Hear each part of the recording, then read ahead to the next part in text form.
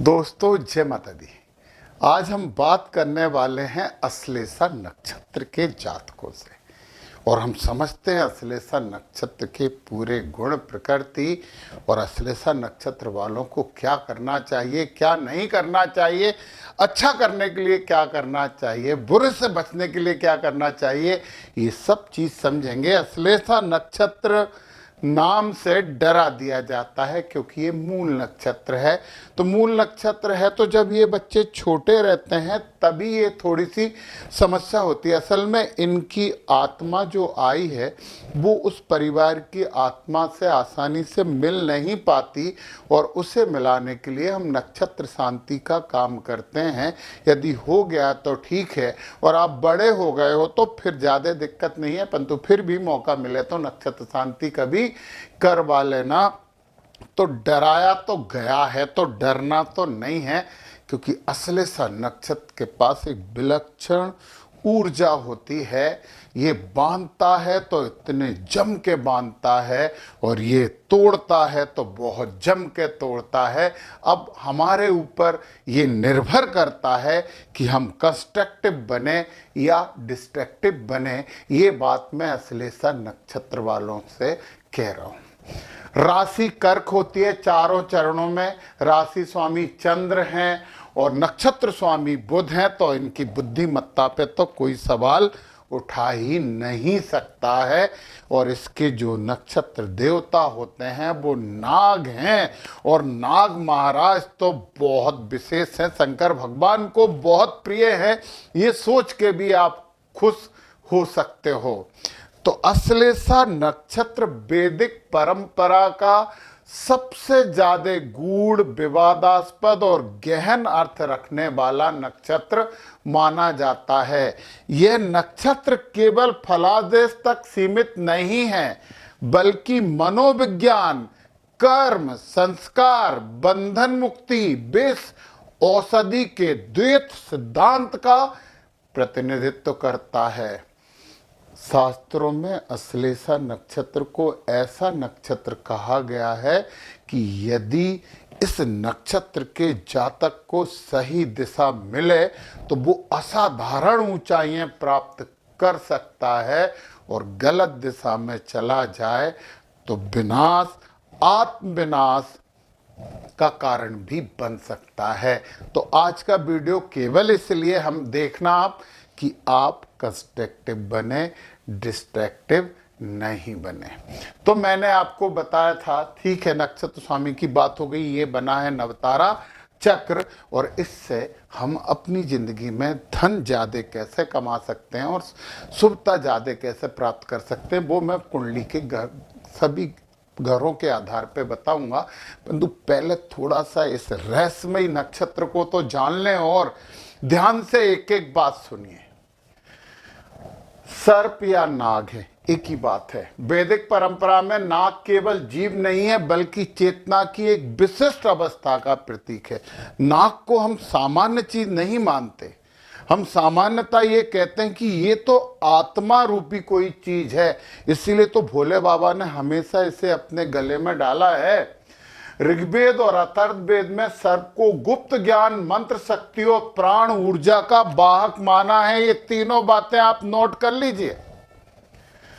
पौराणिक दृष्टि से नाग तीन प्रमुख तत्वों का स्वामी है। विष, पॉइजन, जहर, जो विनाश करता है, और उसी जहर से बहुत सी औषधियां बनती हैं जो उपचार करती हैं। और कुंडलिनी जो साधना द्वारा जागृत होकर मोक्ष का द्वार खोलती हैं, तो मोक्ष भी प्राप्त हो सकती है। तो इस कारण अश्लेषा नक्षत्र में जन्मा जातक जीवन में उन्हीं क्षेत्रों से जुड़ता है जहां पर गुप्त शक्ति, नियंत्रण और परिवर्तन की भूमिका होती है या महती आवश्यकता होती है।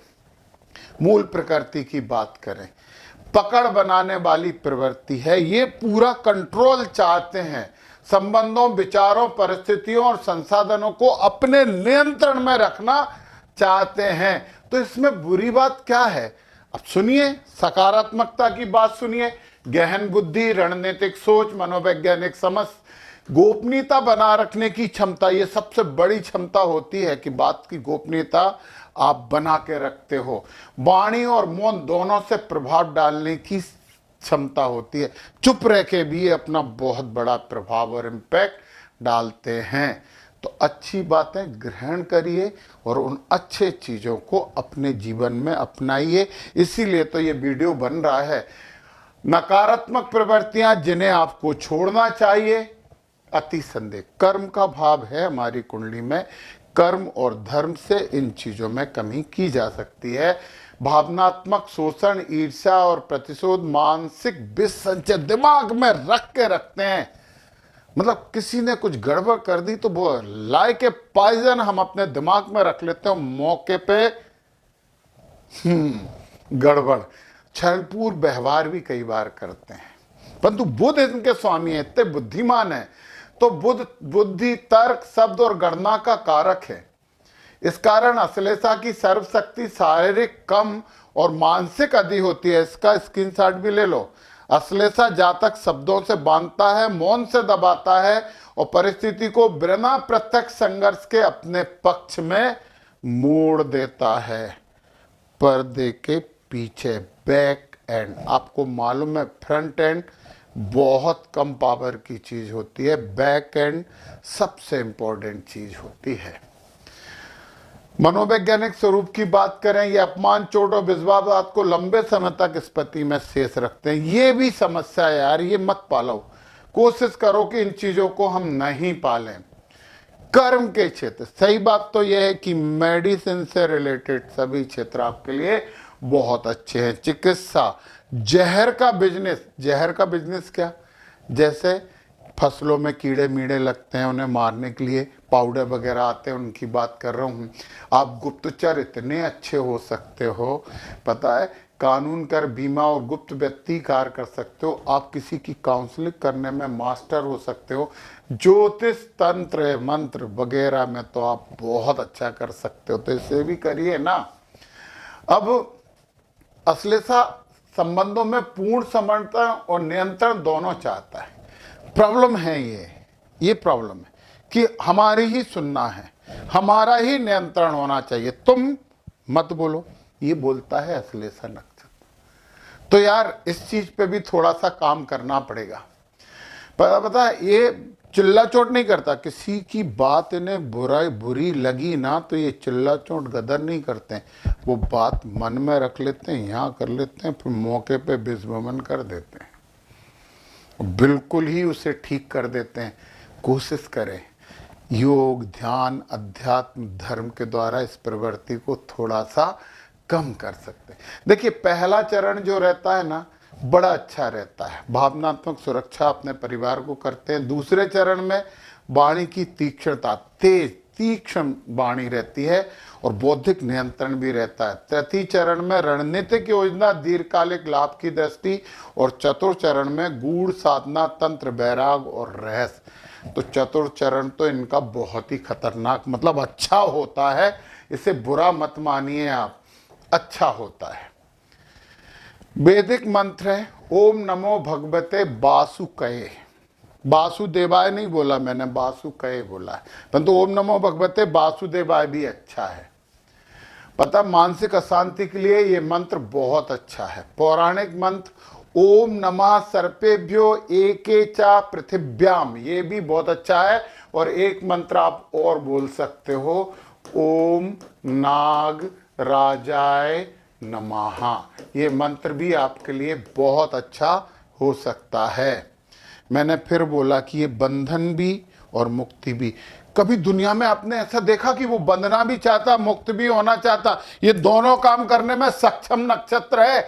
इससे ज्यादा पावर, मानसिक पावर, अंदर की जो इनर स्ट्रेंथ है, किसी दूसरे नक्षत्र में नहीं होती है। आप विशेष हैं, आप विशेष हैं। अवशेष बन के अपना जिंदगी मत गुजारो। इस नक्षत्र में जन्म लेने वाले लोग रजत पाद में जन्मे माने जाते हैं और ये अच्छा होता है। अधोमुख नक्षत्र है, जमीन के नीचे के सभी कार्य आपको फायदा ही देंगे, ये बात भी आप ध्यान रखना। तो मैंने केवल क्या बोला है कि यही नक्षत्र साधक को यह सिखाता कि जो शक्ति बांध कर रख सकती है वही शक्ति मुक्त भी कर सकती है। उसी से ठंडा, उसी से गर्म। लकड़ी नहीं जल रही है, फूंको, जलने लगेगी। कोई चीज गर्म है, फूंको, ठंडा हो जाएगा। ये बात आपको ध्यान रखनी चाहिए। वैसे तो मैंने इनकी बात कर दी है। प्रथम चरण के स्वामी गुरु होते हैं, बुद्धिमत्ता बहुत अच्छी है, बोलते बहुत अच्छे हैं। द्वितीय चरण के स्वामी शनि होते हैं, टेढ़ा बोलते हैं, सच्चा बोलते हैं। तृतीय चरण के स्वामी भी शनि होते हैं, तो फिर वही बोला, कठोर कर्म वाले रहते हैं और दूसरों से भी यही अपेक्षा रखते हैं। और चौथे चरण के स्वामी गुरु होते हैं, बहुत अच्छे होते हैं। और ये मैंने बात कर ली। अब मैं बताता हूँ कि अश्लेषा नक्षत्र वाले कैसे धन कमा सकते हैं। ये है आपका नक्तारा, ये है संपत्ति नक्षत्र जो संपत्ति देने वाला है। और बाकी देखिए, ये अच्छा है, ये अच्छा है, ये अच्छा है, ये समस्या है, ये समस्या है, ये समस्या है। इनकी बातें हमने नक्तारा में की हैं और आगे भी करेंगे, परंतु हमें तो संपत्ति की बात करनी है और हमें उसकी बात करनी है जो हर परिस्थिति में हमारे चारों तरफ एक कवच बन के खड़ा हो जाए। और वो ग्रह है शनि महाराज। शनि महाराज को अपने पक्ष में कर लेना, कर्मचारियों का विरोध मत करना, झूठ मत बोलना और आलसीपन मत करना। शनि महाराज आपके साथ खड़े हैं। अश्लेषा नक्षत्र वालों ध्यान से सुनना। कर्क राशि वालों, सेंसिटिविटी, संवेदनशीलता को कम करना तो सुखी ज्यादा रह सकते हो। और यदि आपको धन चाहिए तो केतु महाराज हैं आपको धन देने वाले। तो केतु महाराज को हमें शुभ करके रखना पड़ेगा और केतु शुभ होंगे तो धन मिलेगा।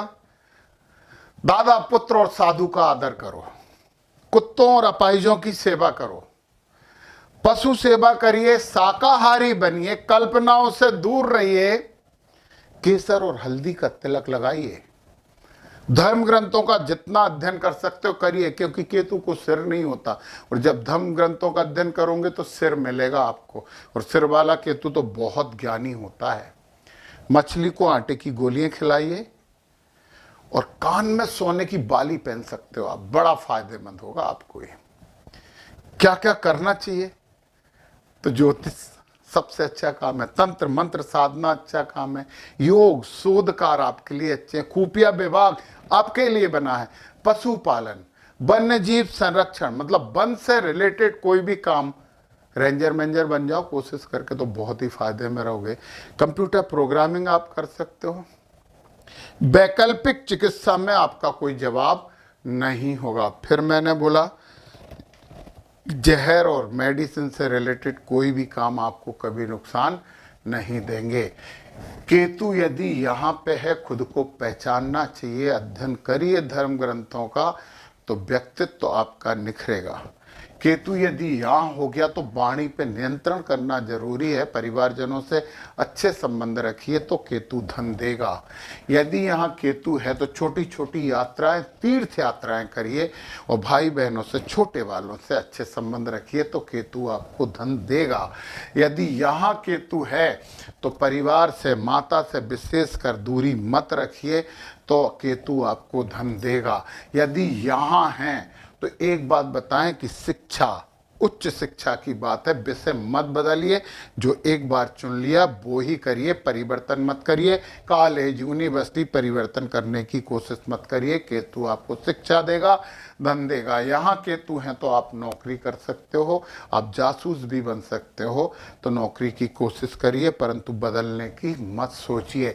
यहाँ केतु है तो फिर सिंपल सी बात है कि अपने पार्टनर से अच्छे संबंध रखिए, उससे डिटेक्शन, उससे दूरियां मत रखिए और उसे भी दूरी मत रखने दीजिए तो केतु अच्छा फल देगा। यहाँ पे केतु है, अष्टम में केतु है तो आप बहुत बड़े धार्मिक बनेंगे। तंत्र क्रियाएं आपको बहुत पसंद आएंगी, परंतु अपने गुरु को बना लीजिए, उससे ज्ञान लीजिए, क्योंकि केतु दिशा नहीं दर्शाता, तांत्रिक तंत्र मंत्र की तरफ तो प्रेरित करता है। केतु यहाँ हो गए तो फिर आप संन्यास भी ले सकते हो, परंतु मंदिरों में जाइए, सेवा करिए, धार्मिक लोगों की सेवा करिए, पिता का सम्मान करिए तो केतु आपके लिए अच्छा है। यहाँ पे कर्म भाव में केतु यदि आ गया तो फिर इम्पोर्टेंट बात है, फिर आप पढ़िए, धर्म कर्म की चीज़ें जहाँ नॉलेज जितनी ले सकते हैं लीजिए। केतु आपको धन देगा। केतु यहाँ अच्छा होता है, केतु यहाँ अच्छा होता है। फिर भी समाज से विरक्ति मत रखिए, समाज से जुड़िए, दोस्तों से बीच बीच में बात करते रहिए, मतलब संबंधों को सुप्त अवस्था में मत जाने दीजिए, तो आपको फायदा होगा। और यहाँ केतु हैं तो यात्राएं करिए, परंतु यात्राओं की दिशा और दशा निर्धारित होनी चाहिए। ऐसे नहीं कि जहाँ मन हो गया वहाँ चले गए। विदेश से रिलेशन भी हो सकते हैं। केतु आपको धन देगा। अश्लेषा नक्षत्र बहुत ऊर्जा वाला नक्षत्र है। इस ऊर्जा का 2% भी उपयोग नहीं करते हैं इस नक्षत्र के लोग। जबरन या भावावेश में आके कर्क राशि के अपनी इस ऊर्जा का दुरुपयोग करते हैं। मत करिए। आप यूनिक हैं, आप विलक्षण हैं, आप बहुत अच्छा करेंगे। 2 बातें मेरी ध्यान से सुन लीजिए। 2026 का मैंने पूरा राशिफल बनाया है, जिसमें नक्षत्र और ग्रह दोनों के उपाय हर महीने के अलग अलग दिए गए हैं। आप लेना चाहो तो नीचे डिस्क्रिप्शन में लिंक है, उस लिंक पे क्लिक करके वो प्राप्त कर सकते हो।